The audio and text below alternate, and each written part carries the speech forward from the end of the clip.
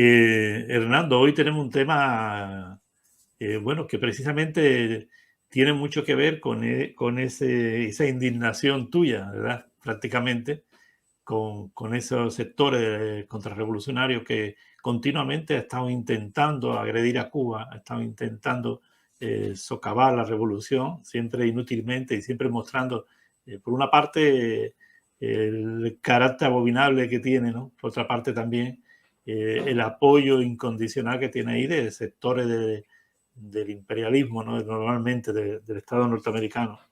Y bueno, yo quería un poco, hoy trae tú unos documentos que yo creo que son documentos inéditos y que nos gustaría pues comentar contigo.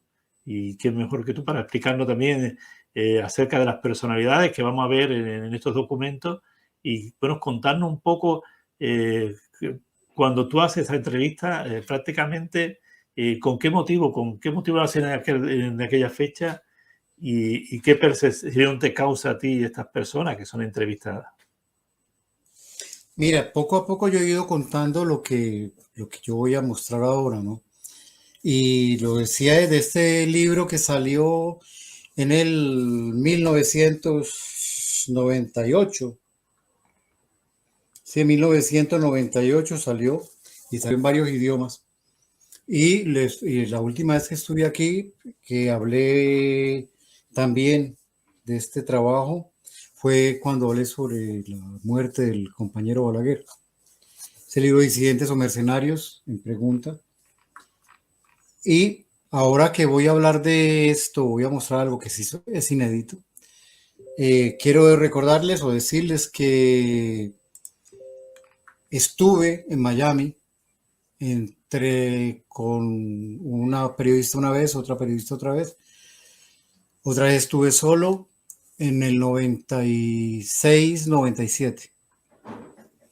O sea, cuando se presentía, como ya lo he dicho otras veces, que Cuba iba a caer, se iba a ahogar en el Caribe, que lo esperábamos que se cayera porque Cuba estaba sola, recordémoslo, la Unión Soviética se había acabado, los países del bloque socialista del este habían desaparecido, muchos de aquellos dirigentes de tanto de la el ex Unión Soviética como de los países de el ex bloque socialista estaban atacando a Cuba, Les Walesa, por ejemplo, un poco de...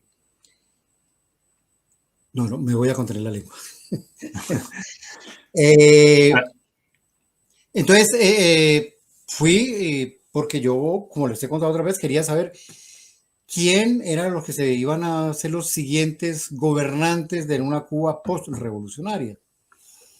Yo era de los pocos, y lo puedo decir con mucho orgullo hoy, y lo puedo continuar diciendo, fui de los poquitos que creímos que la revolución cubana se iba a salvar. No sabíamos cómo diablos, porque era que no había nada. Recuerdan ustedes, y sobre todo los cubanos que la vivieron, no había nada, casi nada para comer. Pero un grano de arroz se repartía, un grano de arroz se compartía solidariamente. Y creían, el pueblo cubano creía en su dirigencia, en Fidel. Y bueno, allá fui. Fui a Miami, fui a Nueva York y hice otras entrevistas en Europa. Hay mucha gente que me ha preguntado y se lo voy a decir, ¿cómo pude yo estar allá? Bueno, en esa época no tenía la imagen que tengo ahora. Fui como un periodista, yo recuerdo que fui como un periodista de un diario francés católico y las dos periodistas también fueron como periodistas de diarios de la derecha. Así nos recibieron, en particular a mí. Eh, pude sobre todo entrar a la Fundación Nacional Cubanoamericana, que ustedes no se pueden imaginar en esa época, que era gente tan poderosa, entrar a la casa a la oficina de la Fundación Nacional Cubanoamericana, donde habían dos puertas de seguridad y cuando te cerraban la última, tú sabías que de ahí para atrás no había como para dónde correr. Y tú sabías de ahí para adelante toda la gente que había. Era gente que tenía toda una experiencia en asesinatos hasta en Estados Unidos, ¿no? Era el tiempo de Jorge Mas Canosa. a quien no logré conocer, pero sí conocí todo su entorno en este trabajo periodístico que hice. Entonces de ahí hice este libro, que como le dije ha sido reproducido, fue reproducido en muchos idiomas, sirvió como testimonio en Naciones Unidas y bueno, pero para mí se había parado ahí esta historia, pero hace poco, buscando, no buscando eso, buscando en una cantidad de papeles que tengo ahí, encontré los casetes, las grabaciones de ese tiempo. En ese tiempo no era tan fácil tener una cámara de filmación. Estaba el aparatico ese para grabar con los cassettes. Mira, por aquí hay uno. Eran estos para los que no, para los jóvenes que nos están viendo, que no conocen, eso era un cassette, en eso se grababa nada más. Este es uno además de los que vamos a ver. Entonces, y funcionaba. a la maravilla, pues si no había nada más, pero funcionaba a la maravilla y todavía funciona. Además, pero como estamos hablando de cosas anecdóticas y tenemos tanta... Me tocó que comprar este aparatico, mira. Porque acá no encontraba dónde hacer funcionar mis viejos casetes todavía que tengo Bueno, ahí. esos aparatos se los llevan los jóvenes al parque para escuchar música. Ahora sí, ¿no? Los están volviendo a renovar y toda la cosa ahí. Pero entonces, ahí fue donde les propongo a ustedes de que fueron, yo no sé, como 10 entrevistas o más de 10 entrevistas. Les propuse a ustedes de que hiciéramos 4 o 5 de las principales, o que reprodujera 4 o 5 de las principales entrevistas que yo hice, las más connotadas, de las personalidades, entre comillas, más connotadas ahí. Y ustedes, como siempre, aceptaron todas las locuras que les propongo. Sí, hay veces que aceptamos esa locura. Entonces, Hernando, bueno, me tocó que comprar el aparatejo inventar cómo grabar de aquí a la computadora, para la computadora ponerlo, pero no, ahí está. Entonces, en esta ocasión tengo 2 entrevistas. La primera, si es la que tú tienes ahí, es la de Nazario Sargent, que fue el jefe de una de las organizaciones terroristas contrarrevolucionarias más importantes que ha tenido. Estoy diciendo más importantes dentro de lo que dentro de lo que ha sido estas organizaciones terroristas contra Cuba. Es Alfa 66. Nazario Sargent, que en un comienzo muy poco tiempo estuvo con la Revolución Cubana en el 59, muy poco tiempo. Luego fue a Estados Unidos y se plegó totalmente a la CIA. Ustedes lo van a escuchar, hay muchas cosas que...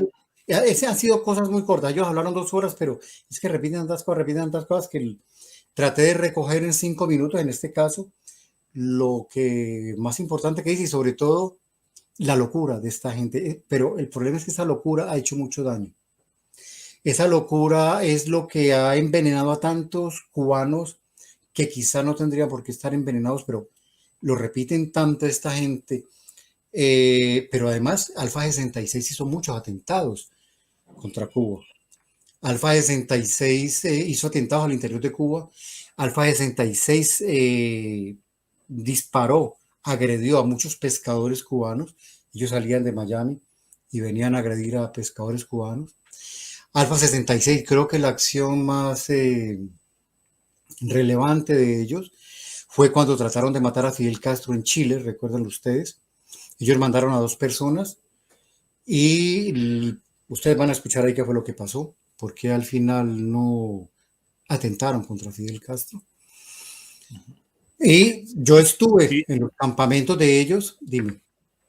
sí, si te parece, Hernando, vamos a ver las imágenes, pero además en el momento que tú quieras parar algo para comentar, la podemos parar directamente. Vamos a compartir, digamos, las imágenes con nuestra presencia ahí también en el canal para aclarar o para No, cuando comentar tú el quieras tema. paras o lo que...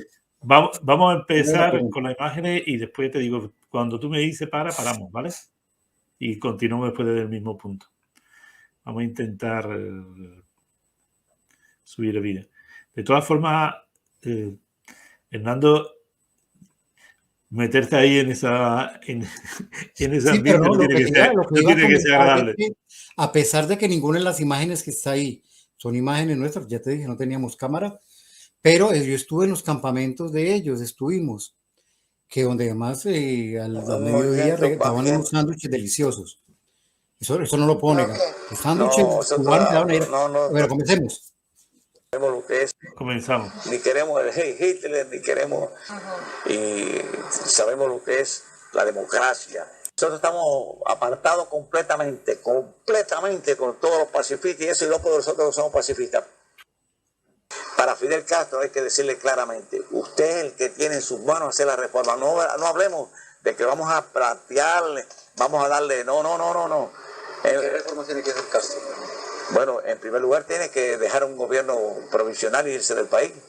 Todo lo que sea contra Castro, lo hacemos, todo lo que sea contra él. No importa matarlo, no importa matarlo. Yo no soy ningún Castro, criminal. No contra el hermano de Castro, ni contra cuando se dice Castro, es lo que representa a Castro y la cúpula. Yo fui con un grupo de 12 personas a matar a Fidel en Nueva York, cuando vino la primera vez y me cogió el FBI. Le hicimos uno en Chile, que el hombre la persona le tomó la película con una pistola y le tomó el close-up y todo, pero no tiró. No tiró. No debe ser fácil. Un trabajo de 6 meses. El muchacho muy valiente, ahí está la fotografía, el muchacho muy valiente, pero lo que sucede es que todo el mundo sabe que matar a Fidel de frente es morir.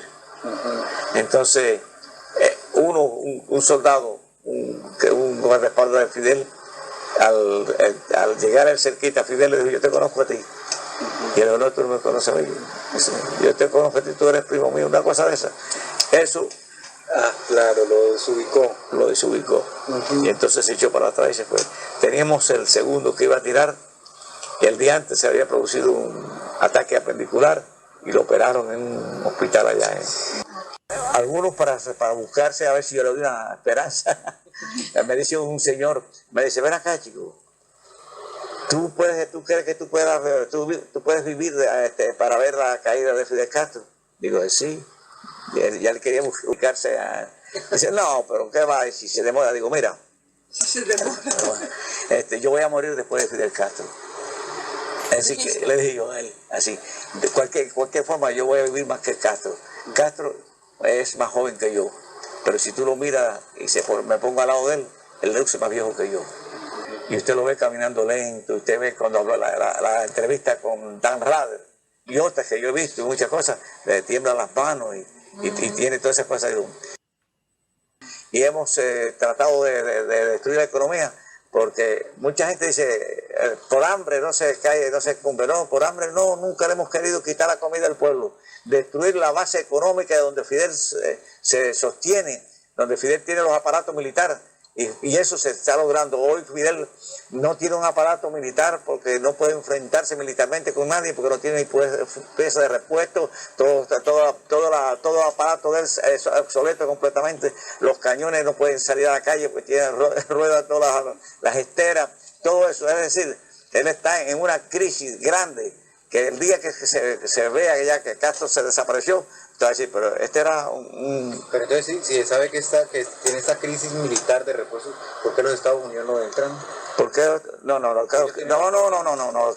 Estados Unidos cuando cometieron aquel fracaso, ya eso, ellos para Cuba, ellos buscan soluciones políticas, pacíficas. Pero si se metieron en Panamá, se han metido a tantas partes, ¿por qué no se meten en Cuba? Bueno, en Cuba las condiciones son distintas. En Panamá fue por la cuestión de la droga, y allá en Granada por cuestión del aeropuerto, que era un aeropuerto militar, ¿entiendes? Ya eso son cosas distintas, ¿entiendes? Hernando, quería parar un momentito aquí por esto que comenta, ¿no? Él reconoce que en Cuba hay condiciones distintas, no se atreve a decir que condiciones distintas, pero asegura que hay condiciones distintas. Lo que... Sí, no.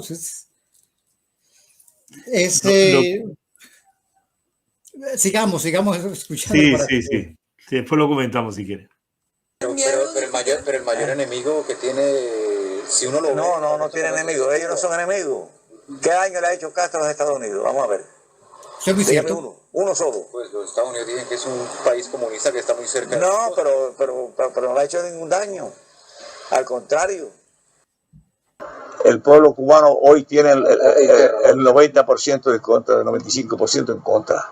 No se ha desarrollado todavía, se ha desarrollado una estrategia lenta, que es la estrategia de la guerra irregular, la huelga de brazos caídos, la destrucción de la economía, la colocación de letreros. Toda esa es la estrategia que nosotros hemos de lograr.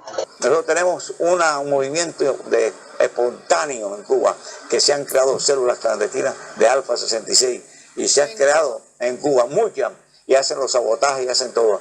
En Cuba no se puede organizar nada. El sistema es tan represivo que no se puede organizar nada. Pero nosotros le decimos célula clandestina y la gente se hacen células personales. De una o dos personas. Mire, se equivocaron en Santa Cruz del Sur, hicieron una célula de 11 personas y los cogieron. El Alfa es un movimiento que tiene todas las características de un movimiento histórico que va a trascender como uno de los movimientos mundiales que se han producido para liberar un pueblo, un acto de liberación. Lo que sí puedo decir que nosotros vinimos aquí para derrotar a Fidel Castro y estamos seguros que nosotros vamos a derrotarlo. Bueno, estamos seguros que vamos a derrotarlos. Y él estaba seguro que Fidel iba a morir, se iba a morir primero que Fidel. No, que Fidel se iba a morir primero que él. Pero es que no aciertan una. Pero no solamente eso. Como yo digo, yo ya comencé mi masoquismo con ellos en ese tiempo. Lo continúo ahora, escuchando los de ahora, los especialistas en internet. Además, cuando tú escuchas a esta gente, y en el caso mío, yo no sé si los escuchan, seguirán a esa contrarrevolución de hoy, pero es exactamente el mismo discurso, bueno, palabras más, palabras menos, tono más, tono menos, pero es eso, eso, a mí al rato me da esta pena con ellos. Si no fueran porque son unos desgraciados, hasta habría que hacer una fundación para apoyar a estos desgraciados. El problema es que también ganan mucha plata con Estados Unidos. Ese discurso de la contrarrevolución, de que mañana la tumbamos a Cuba, de que mañana Fidel se murió Fidel, la revolución siguió. Y ahí va en camino con sus tropiezos, con sus dificultades, pero la revolución va. Pero ese discurso no cambia absolutamente para nada, se lo digo yo, ya se lo he dicho como 5 veces, ¿no? Que sigo a los nuevos contrarrevolucionarios de silla, a los nuevos contrarrevolucionarios de aire acondicionado que están en Miami, algunos en Europa, pero ese discurso no cambia. Lo que sí, lo que tampoco cambia, es que todos tienen un solo camino: doblegar a la revolución cubana, pero no doblegar a la revolución cubana en una confrontación frente a frente, como lo hizo Fidel contra Batista. No, es doblegar al pueblo cubano por hambre, hacerlo arrodillar. Eso es lo terrible. Y entonces, ¿cómo lo hacen?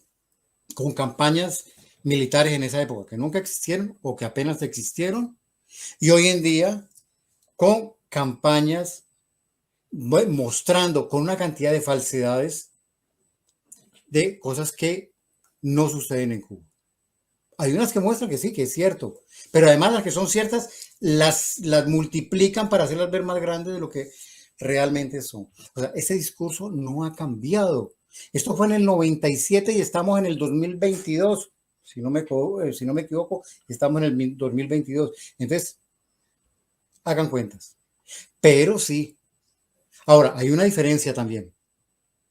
Yo ya lo había dicho en este programa. Y es que por lo menos esa gente, estos eran terroristas, pero tenían, no todas las veces, pero muchas veces, sí tuvieron la osadía, la valentía, digámosle la valentía, de enfrentar militarmente, así fueran con fusiles, lo que fuera, de enfrentar a la seguridad cubana, a las tropas cubanas. Los de hoy enfrentan desde una oficina frente a un computador como estoy yo ahora, con aire acondicionado, piden al pueblo cubano que se lance a las calles, pero ellos sí no van. Por lo menos, y repito, No estoy justificando lo que hicieron estos terroristas y lo estoy tratando de terroristas. Pero a diferencia de lo que hacen hoy estas lácaras contrarrevolucionarias, es que ellos sí no dicen vamos a ir a Cuba a combatir con las armas al pueblo cubano, a la revolución cubana. Y esa diferencia no es pequeñita, la diferencia es grandísima. Pero además ese discurso que tienen ayuda para aplicar todas las leyes que empacó la ley Helms-Burton desde el gobierno Clinton. Eso es más o menos. De todas formas, Hernando, es evidente que ellos no viven la realidad, pienso yo, que no tienen, por lo menos mentalmente, tienen un apoyo económico, tienen un apoyo y asesoría, ha tenido una instigación también desde Estados Unidos para cometer acciones en Cuba, pero bueno, cuando ellos no quieren reconocer que prácticamente el pueblo cubano pues está contra ellos naturalmente y que el pueblo cubano ha sido fiel y sigue siendo fiel a la revolución. Pues Yo mírate creo que Nazario, cuando le preguntamos a Nazario cuánto era el apoyo que tenían el gobierno cubano, del pueblo cubano, cuánto era el apoyo, dicen que el 80% del pueblo cubano no estaba a favor del gobierno. Eso fue en el 97 y ningún gobierno, por más represivo que sea, por más que tenga los tanques en la calle, por más que tenga un soldado en cada casa, ¿cómo va a durar desde el 97 hasta ahora? Que el 80%, es lo que creo lo que dijo ahí, ¿no? Entonces, mira, siempre vi en lo que tú acabas de decir, yo no sé en qué imaginario viven. ¿En qué imaginario viven? O sea, ese imaginario que les hizo creer y crecer después de que se acaba la Unión Soviética y los países socialistas del este. Y que creían, no, esto se acaba mañana se acaba. Y eso fue a comienzos de los 90 y mira, ahí va para adelante la revolución cubana. Sí. Tenemos también documentos de otras dos personas que también me gustaría comentar contigo. Oye, este sí. Lo de Yo no esto había hecho sí, una entrevista más divertida que esta. No se las coloqué todas porque siempre pensando en el tiempo que ustedes tienen para otras sí, cosas. Pero además no hemos dicho que faltan todavía dos entrevistas más que no pasaremos hoy. El próximo fin de semana. Uno es Basulto. Recuerden ustedes quién fue Basulto, Hermanos al Rescate. Y otro, el que era el segundo jefe de la Fundación Nacional Cubanoamericana, después de Jorge Mas Canosa, que lo explicaremos después. Pero ahora vamos con estas dos personas. Ninosca Pérez, periodista, que sobre todo locutora, que es la que manejaba la parte de la propaganda y la publicidad en la Fundación Nacional Cubanoamericana, que después que la fundó Ronald Reagan. Todavía no, espérate. sí. La fundó Ronald Reagan, el Consejo Nacional de Seguridad de Estados Unidos,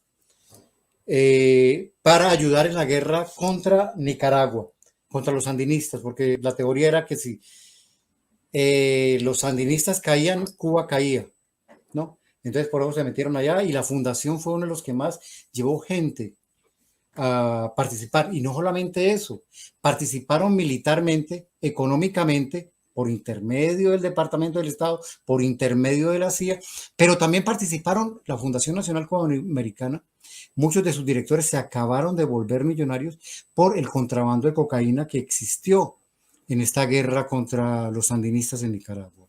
Entonces está Ninosca, que era parte de la fundación, sigue siendo parte de la fundación, aunque la fundación ya no tiene tanto poder como en ese tiempo, y su esposo.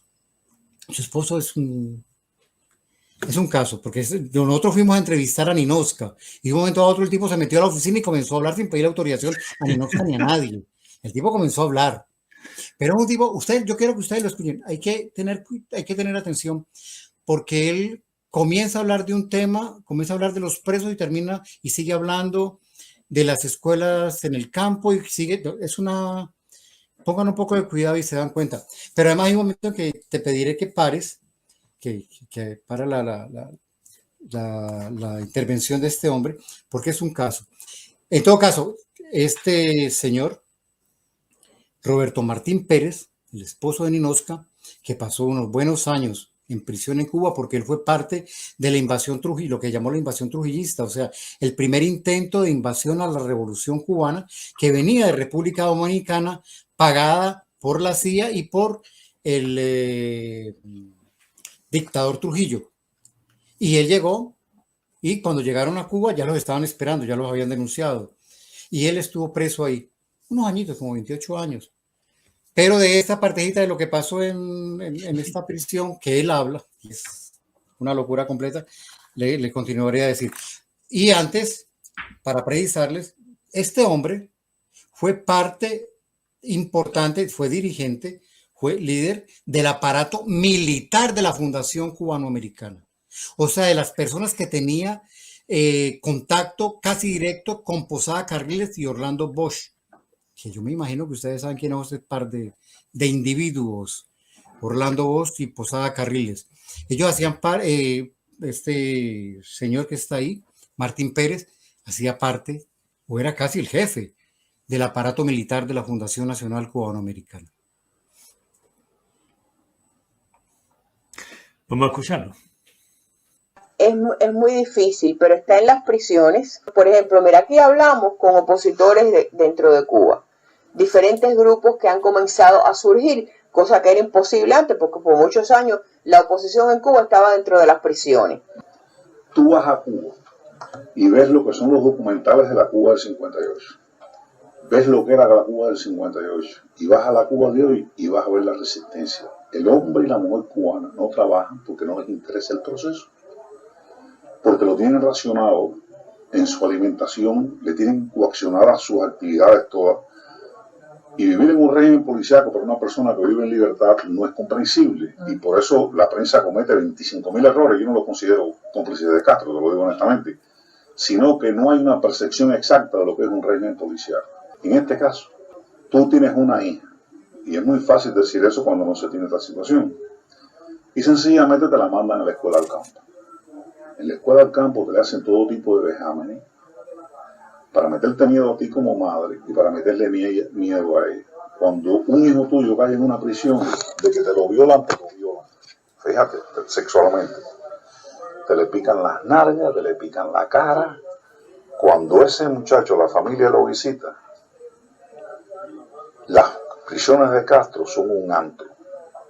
La cosa más malvada, más pervertida, ninguna cárcel es buena, pero esas cárceles allí son terribles. Un muchacho, por ejemplo, y te muestro hechos anecdóticos e históricos, en las unidades militares que tienen ellos, del servicio militar obligatorio, te la ponen en un lugar para hacer trabajos de campo, de ayuda a la producción o de cualquier tipo de actividades, y te ponen una escuela al campo de muchachitas. Lo sacan a trabajar en el mismo lugar. El contacto de la mujer y el hombre naturalmente trae a colación actos. Pero por la noche, los muchachos se van de la unidad militar para verse con las muchachitas, que también se fugan de su colegio. Consecuencia, que eso lo preparan ellos, porque el Ministerio del Interior tiene que aportarle al partido, digamos, 5 millones de horas de trabajo forzado. ¿Y de dónde lo sacan ellos? De las prisiones. Porque el Ministerio del Interior es el de la represión, es el de las prisiones. Entonces, cogen a estos muchachitos, lo llevan a las prisiones, para de ahí meterlo en la maquinaria de trabajo forzado. Pero cuando llegan esos muchachitos a la prisión, los violan los llamados leones que tienen y los gorilas. Gente, vaya, el detritus humano de toda sociedad, que ellos tienen allí específicamente para realizar estos actos. Y los premian con mejorarle la comida o con darle acceso a drogas, a lo que se llama las pastillas. Nosotros le decíamos 2 para adelante y 3 para atrás porque lo tienen muerto ahí todo el día. Entonces, se da el caso, por ejemplo, de que los más peligrosos lo tienen con menores de edad, conviviendo en una celda que son mujeres de ellos. Imagínate tú, yo estuve 18 años tapiado y en solitario, en una celda de este ancho, y de ahí de pared a pared, ahí me metí 18 años. Ahí estuvimos en cuero, estuvimos en calzoncillo, una parte frío, mal alimentados al extremo que del 70 al 73, perdimos 39 hombres de inanición. Nos alimentaban con pienso canadiense y con harina. No nos dieron una fruta, leche, no nos dieron una proteína ni nada. 39 hombres de inanición ahí sin golpe ni nada, nos dejaron ahí vegetando. Entonces, a través de medicamentos nos alteraban el metabolismo. A veces te quedabas sin líquidos en el cuerpo porque orinabas y corregías y era así intermitente. Y después te retenían los líquidos y pesabas 500 libras. Resultado que todos hemos salido con unos traumas tremendos y unos problemas. Espérate ahí. Bueno, yo espero que ustedes hayan tenido tanta imaginación de entender lo que él dijo, porque yo al fin no entendí a quién violan, si a las muchachitas que están en las escuelas del campo, o a los muchachitos, o a quién. Eso es un enredo completo el tipo este. Yo no corté nada. Está totalmente con todo lo que él habló. Todo lo que él habló. Pero hay una cuestión. Mira cómo murió. Así murió. Mira, así murió. Así murió. Espérate, ahí más adelante vas a ver. Tú escuchaste en qué situación estuvo, ¿no? 18 años sin calzoncillos, vegetando, no sé qué. Ahí va a llegar. Míralo cómo llegó a Estados Unidos. Míralo cómo llegó a Estados Unidos. Con Inosca se casó 4 meses después de haber llegado a Miami. Míralo. No, pero yo quiero estar así.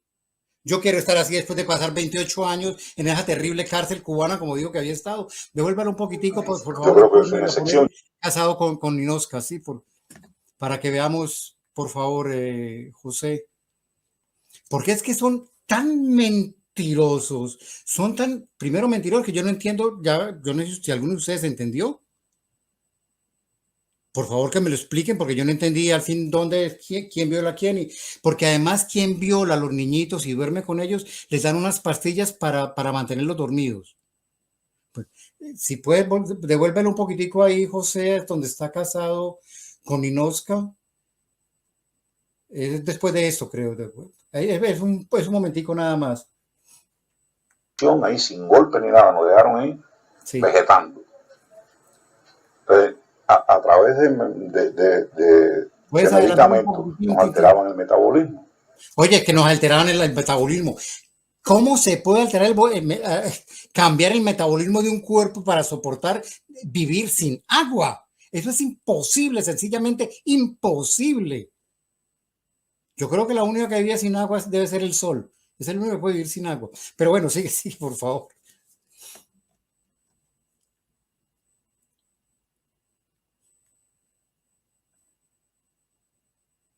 Ahí está, así murió pobrecito en Miami. Yo creo que lo que le hizo fue daño vivir en Miami. Lo dejé sin sonido esa parte para poderles explicar o contar esto. Pero míralo, ahí está. Recién salido de la prisión, eso fue en Panamá. Recién salido de Cuba. Ahí está, párala ahí, por favor. Mira, esto fue... El matrimonio de ellos fue 6 meses después de que este hombre, que le dije fue parte del aparato paramilitar de la fundación, salió de Cuba. De todo lo que ustedes escucharon de cómo vivían los prisioneros en ese momento en Cuba. Míralo. Pero yo quiero estar así. Sin estar en la cárcel, lógicamente. Pero quiero estar así. Mira ese tipo con esa salud que tiene. Casado con esta mujer Ninosca. Mira que era bonita. Mira, después yo no sé qué les pasó, qué les dan en Miami que se inflan tanto. Pero bueno, eso es, digamos, ya era lo que les quería mostrar de esta gente como además cuenta esas historias y se les cree. Lo terrible es que se les cree. Y sobre todo se les cree en el Congreso estadounidense para que suelten plata. Se les cree en muchas partes para que suelten plata. Pero a mí sí me costaría creerles esa historia como para soltarles la plata que no tengo. Sigamos.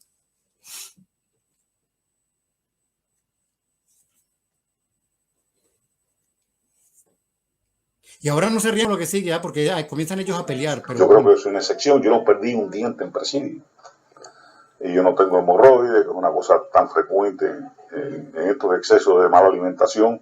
No tengo úlcera, no padezco de pesadilla, yo no tengo ningún problema de eso. Pero tú verás esto, es la maquinaria. Un momentico, que ellos tenían una pregunta sobre la oposición actual.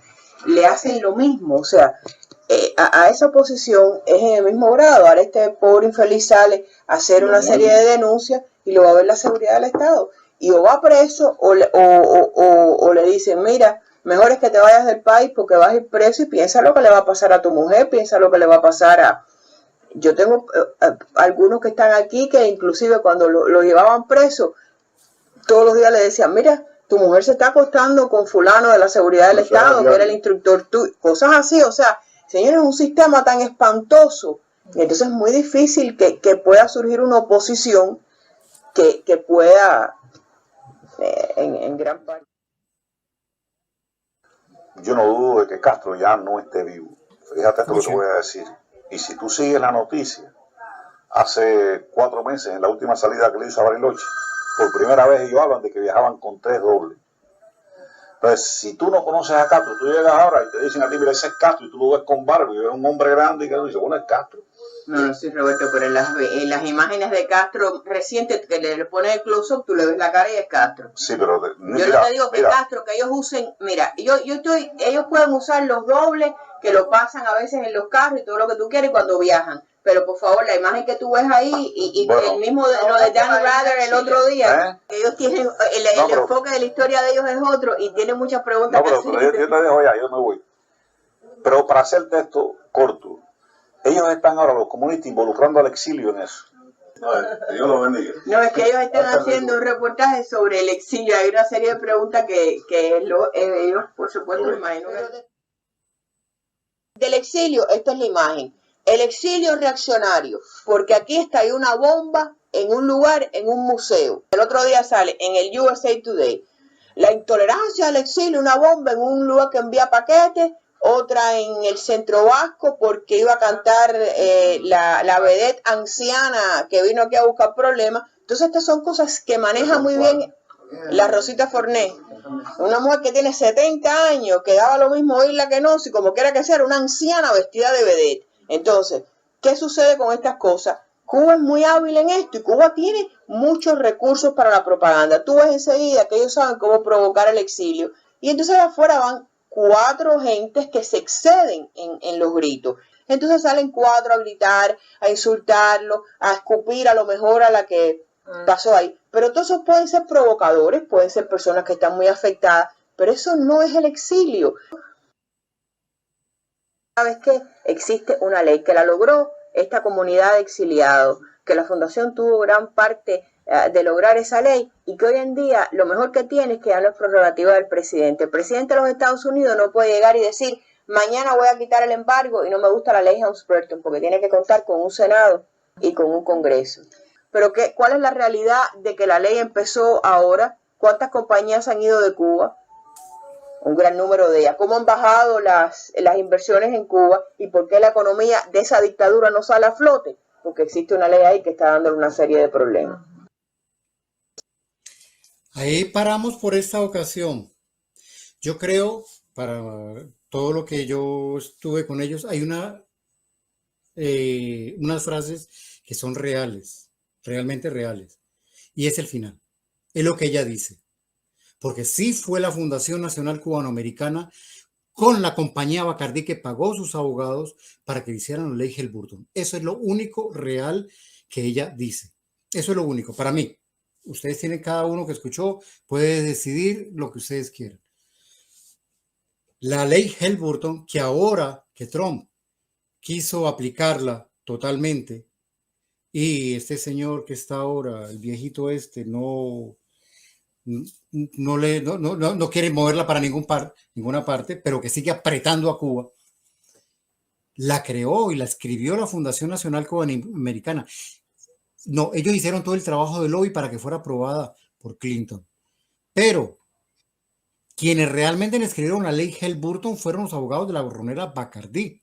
Ellos fueron los que le escribieron. Pero ellos, los jefes de la Bacardí, eran directivos de la Fundación Nacional Cubanoamericana. O sea que es la misma cosa. Y esa es la ley que hasta ahora está tratando de acabar con la revolución cubana por hambre. Pero además Si quieren, para los que no les gusta, saquémoslo de Revolución Cubana, aunque es muy difícil, es casi imposible. Aparte, están tratando de acabar a un pueblo por hambre. No les importa si es la mamá, si es el primo, si es el tío, como lo he dicho otras veces. Eso es. No les mostré o no les hice escuchar más partes porque es casi la repetición de la repetidera todo el tiempo, pero sí como lo más sustancial de lo que esta gente dice y para que ustedes tengan una imagen de lo que fue esa contrarrevolución en el 97, que fue muy fuerte, cercana a los terroristas tan reconocidos como Orlando Bosch y Luis Posada Carriles, y a otros terroristas muy connotados, que además el FBI los tenía realmente como terroristas en Estados Unidos. Para la semana próxima, seguro, si este mundo no nos acaba, que no se va a acabar todavía. Entonces, les tengo eso al señor Basulto, que nos va a conversar de lo que fue Hermanos al Rescate, porque además esto empalma con lo de la ley Helburton, porque Clinton firma la ley Helburton por un acto muy concreto que provocó la Fundación Nacional Cubanoamericana y Hermanos al Rescate. Pero bueno, eso lo dejamos para la semana próxima. Eso y al segundo jefe de la Fundación Nacional Cubanoamericana, el señor Pepe Hernández. Para mí ha sido realmente un placer haberles trabajado eso con mi maquinita, mis casecitos esos, pero ha sido para mí un placer desempolvar eso y saber que todavía estaban sonando y hacerlo escuchar, porque eso es una historia que está ahí, como la Revolución Cubana está ahí, todavía peleándola. Y ellos tratando de tumbarla como fuera, y la Revolución Cubana ahí. ¿Cómo se dice? Y el negro ahí. Pues, Hernando, encantado como siempre de tenerte aquí con nosotros, encantado de escuchar y oír todos estos documentos, además traernos estos documentos, que además ha sido un esfuerzo no solamente de recuperación de ese material, sino también de montaje que lo has hecho tú y eso te lo agradecemos también. Y bueno, asombrado un poco porque yo pensé que tú no llegaste a conocer lo que eran los cassettes, pero sí, veo que sí. Claro, yo soy jovencito, pero bueno. Y bueno, pues No, pero bueno, además ya tengo tiene. otro problema, porque es que mira. Aquí, yo no sé si ustedes, los que están viendo el programa, conocen lo que es esto. Pues mira, aquí hay fotografías que sí son mías de Alfa 66 en los campamentos, pero también hay fotografías de otra gente, de estas terroristas en Miami. Que estén muy bien. Sí, Chaito. que, Un beso y chao. un abrazo, hasta luego.